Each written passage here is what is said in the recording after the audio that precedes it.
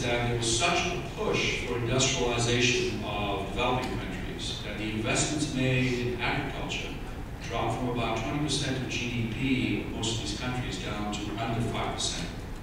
This decline in investment in agriculture has lowered productivity so radically that we now are bouncing up and need to very rapidly reinvest in agriculture and this research to improve productivity and yields.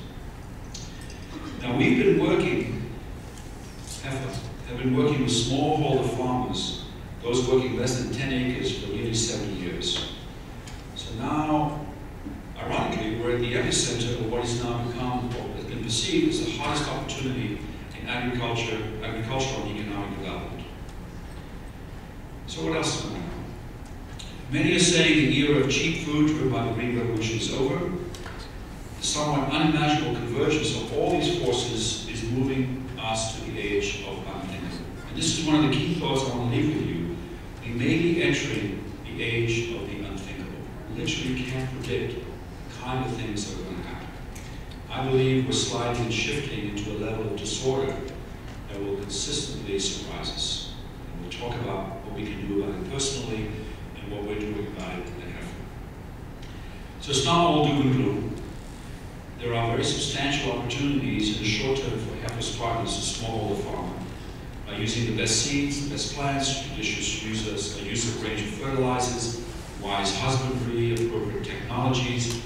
Yields can be multiplied, believe it or not, by 3 or 4 times. And that's more than a glimmer of hope. Its reality has been tested. It can be done. One of the things we'll need to do is to reverse ill-advised political moves such as subsidies for biofuels, which can free up vast acreage for human food consumption. The consumption of meat all over the world can be restrained, either morally or by price increases or by taxation. This will free up food for humans rather than animals. There are massive food distribution complexities which are partly motivated by politics, partly by greed, partly by culture. As we know, far too much food never reaches our plate.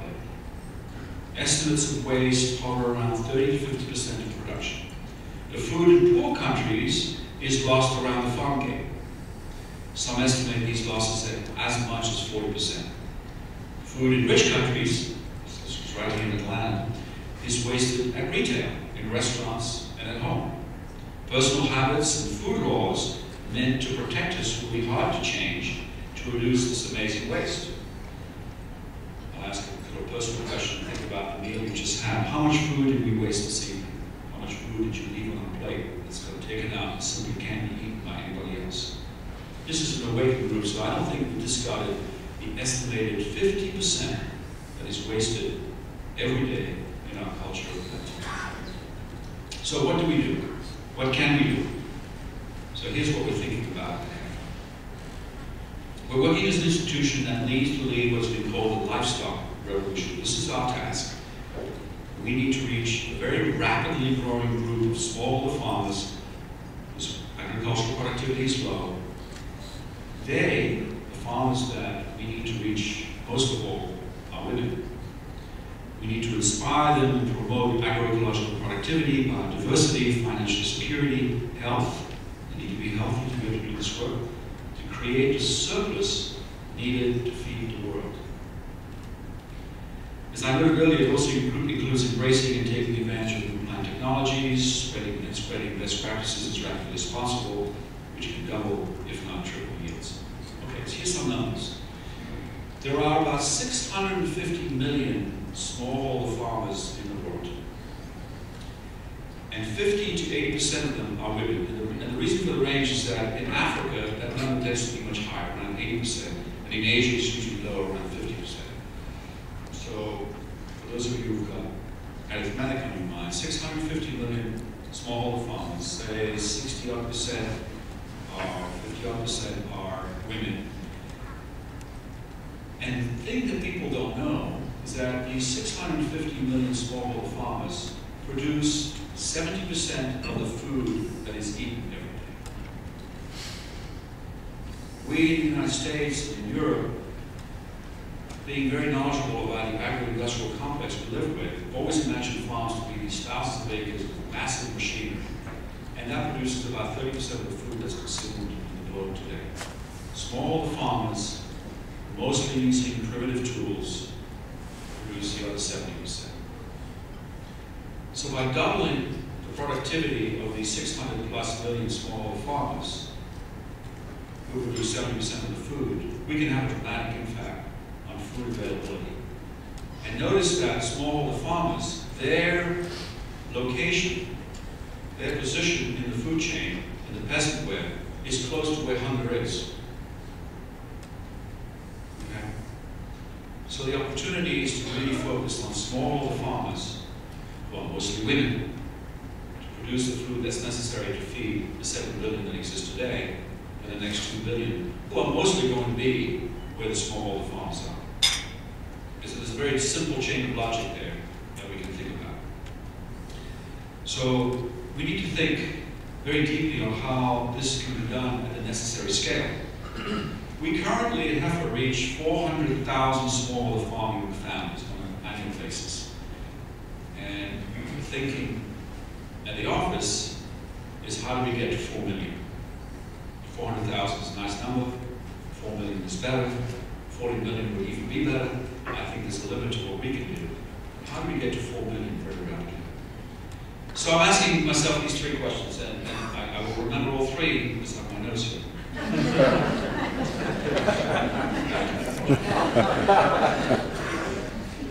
So 1, how well are we handing power over to these farmers, mostly women, the people who matter, so as to unleash curiosity, innovation, effort, and sustainability? So I'm talking about avoiding the kind of dependent aid relationship that has obscured the fact that aid does work. We have very strong examples within the Heifer community. When you stop hoarding power, holding it yourself, amazing benefits begin to surface, benefits you could not have imagined. So how quickly can we improve our practices and get others to adopt the best of what we do? We're working on that.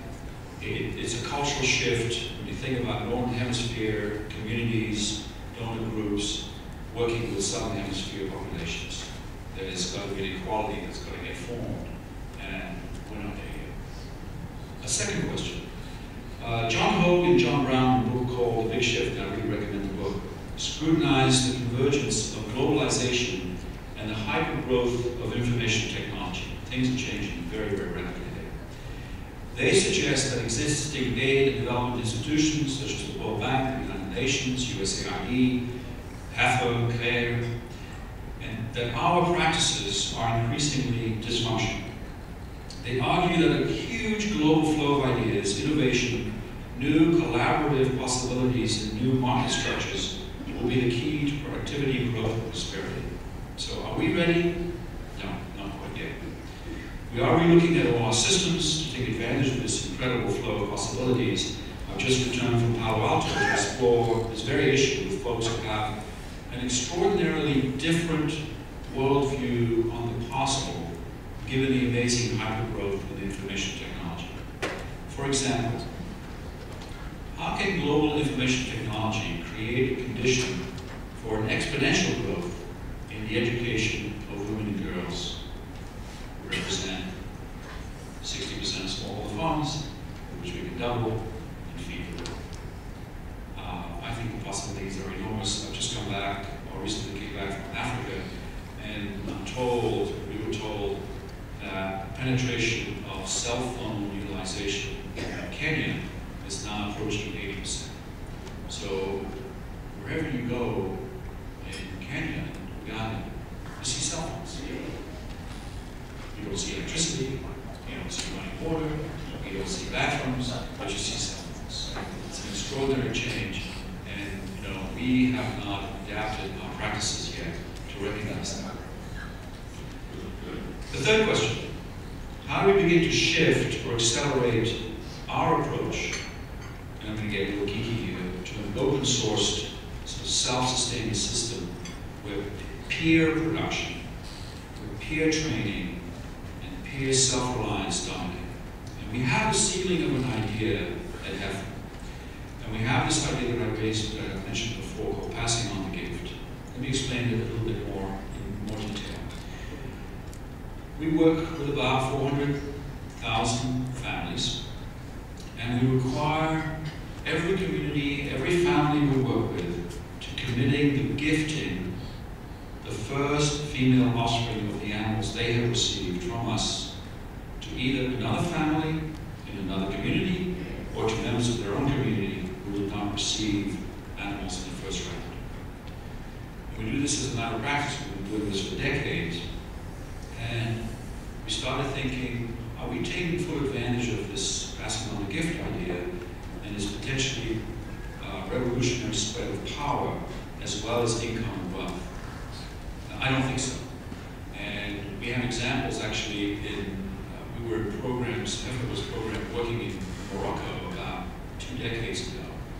And a retired Heifer employee went back to Morocco recently, and she reported that that particular community in Morocco was, I don't remember the place, but they were on their 32nd generation of animals.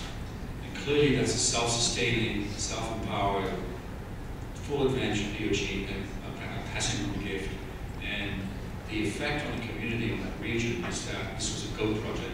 There are a lot of goats there with attendant incomes, flows, and wealth.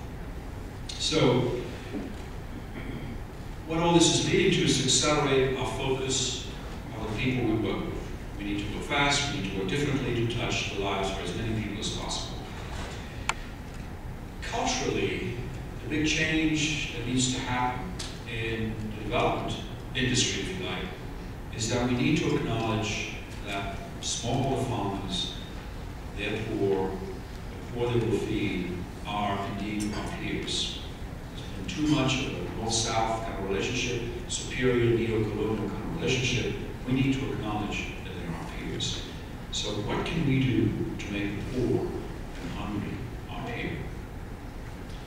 The political scientist Emmanuel Wallerstein has a simple call to action. It says, what we do to others, we do to ourselves. And Wallerstein again says, we're at the start of a very profound crisis that is going to demand radical change.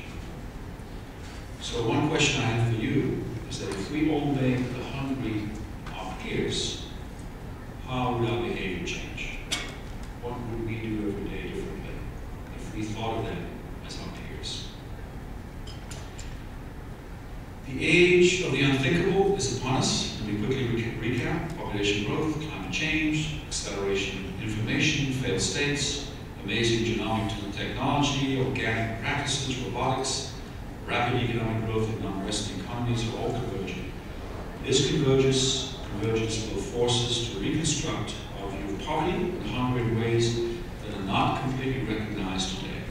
We know that women smallholder farms will be at the epicenter of the changes we need to make. That's just a start. The next few years are going to be scary. Hopefully they'll be exciting and full of promise as well. I can't think of anything more fulfilling than being in companionship with you all as we pursue the end of hunger, the end of poverty, and restoring a beautiful home. Thank you.